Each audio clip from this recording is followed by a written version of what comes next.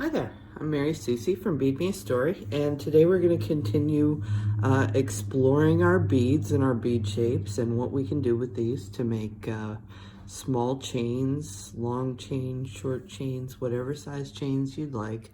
But beads, there's so many different shapes of beads now, and doesn't it just seem right that we can use all those really unique shapes to make wonderful chains. So I'm going to show you just one simple little link here today. You'll notice I have this little fire mountain card. I probably got this at Bead and Button. Anytime you get these little measuring cards, keep them around, especially if you work with wire and make little links. They're just handy to have so that you've got something small to measure stuff with. So the wire I'm using today is 24 gauge. And I wanted to get it as thick as possible, but still keep it super tiny to work with these really very, very small beads. These are little hematite tubes, and you can see they're only about 2 millimeters wide, and they're about 4 millimeters long, okay? Doesn't have to be this size. You can use a longer tube bead, you can use a shorter tube bead, really doesn't matter. Just go to your bead supply and see what you've got. And then I've got the little teacup beads, and I absolutely love these. They're just really fun shape, really nice little bead caps and stuff. But I'm going to use it in the wrong direction today, actually. And the teacup beads could easily be substituted with just little tiny bead caps that you have.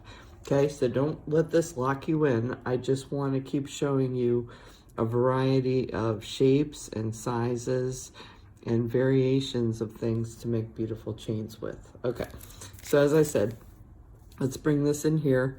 I'm using a 9100 flush cutter from Xuron to cut this. Okay, and that's going to give me a really nice straight cut.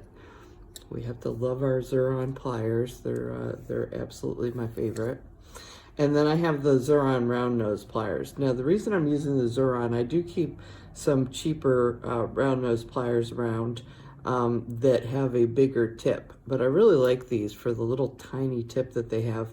Plus all Xuron pliers, almost all of them, have a very non-slip surface to work with. So if you're new to all this, then that's going to be really beneficial to you. Okay, so I'm going to grab this at the tip, and I'm just going to curl it around. Okay, and I'm using the round nose pliers for what they're designed for, which is making circles. Actually, I started that circle a little bit bigger than I wanted. I want a nice nice small circle. Of course, I've got to get a couple jump rings through, so I don't want it too small. So that's why I'm fidgeting a little bit with the size here. Don't want it too small, but then again, I don't want it too big. I don't want it to really show, and that's the reason why I'm doing the little curl that I'm doing, is so that we have an end to this wire that is real clean, nice and clean, so you don't really see it. Okay, so you see I've curled around into a loop one time, and then what I like to do is flip it over to the other side and keep going. And the reason I use my pliers on the opposite side of the wire is so that I try and keep my little loop here as consistent a size as possible. And I will be bringing in some new looping pliers that are not tapered like a round nose plier is, and I think I'm going to absolutely love them, but they're brand new, so you'll have to wait for me to show you some of those. Okay, now the next thing I want to do is take a pair of flat nose pliers. These are my longer ones. I find these really great for doing a sharp bend in a wire. You can also use the tweezer nose, are really good for this. And see how I'm just going to bend this up at a 90-degree angle. Okay, so that just gives me a nice little loop at the bottom, nice 90-degree angle. I'm going to pick up my teacup bead, and I want it facing down towards the loop. Okay, like that. And then I'm going to pick up my tube bead. Okay, and that's really all there is to this piece. We're going to finish off the top, and I'm going to do that with my brown nose pliers. So let's see. I like to try and make sure that my, see, this is coming out, the connected part is coming out on this side of the bead at the bottom. So I want the connected part to be on this side that's closer to me on the top, okay? So I'm gonna push the wire away from me. I'm gonna give it a little pull, and that little pull is gonna help keep this loop that we're making centered at the top of the bead. And then I'm going to grab the wire up at the top, pull this around. This is very fine wire. This is not a heavy gauge at all, so it may want to go in its own places out there. But okay, we're going to grab the loop again. I like this little bit wider flat nose plier because it'll grab pretty much all of the loop at the top. Okay, and then I don't need a second set of pliers because I have a pretty long piece of wire here. So I'm going to wrap. I was able to wrap 3 times. Sometimes it'll be 2 times. Doesn't really matter. But I'm doing a messy wrap at the top. So I'm going to come back up. Okay. And I want to actually cover up a little bit of my loop with this messy wrap. Okay. And I'll kind of end it in the middle.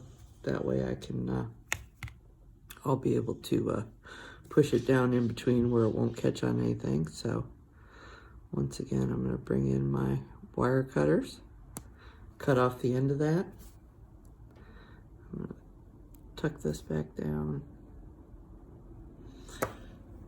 and tuck that in. I don't think I have my, I like to use a pair of crimping pliers.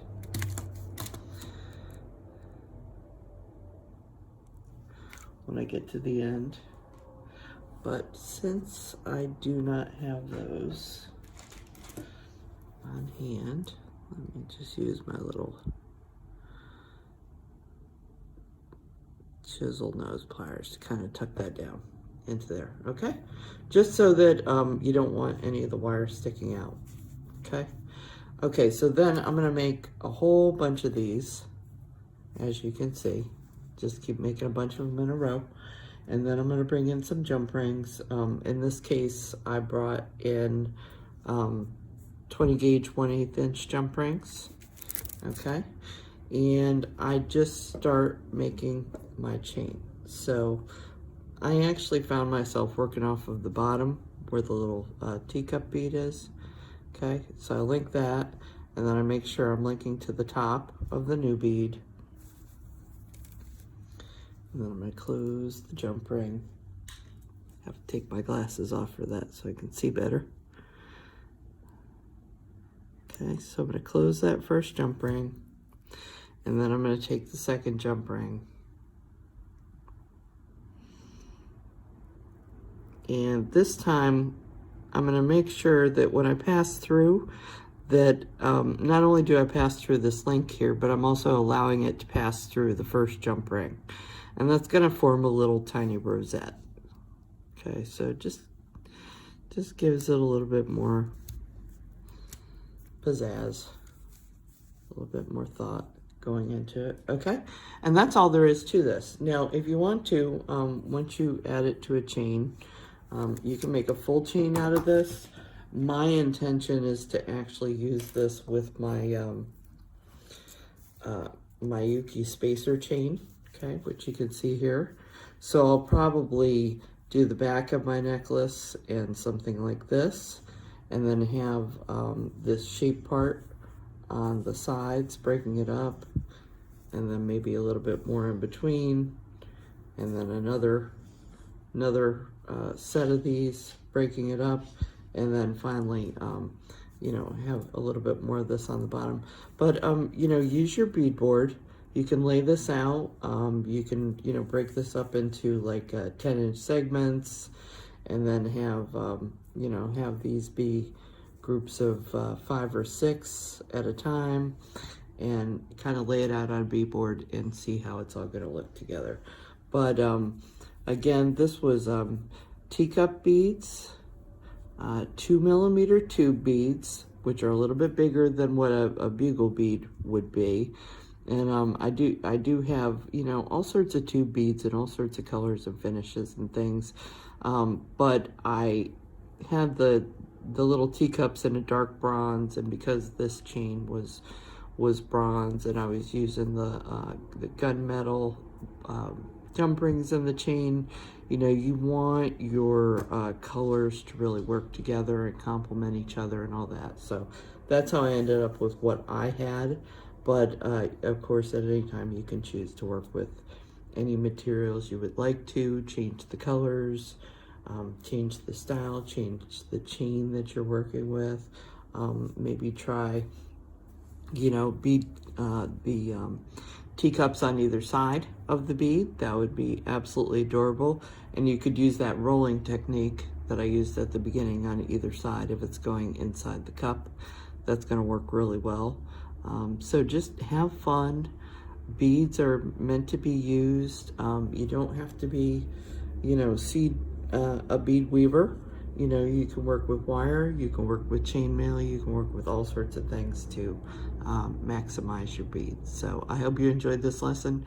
I will see you next time. Thank you so much.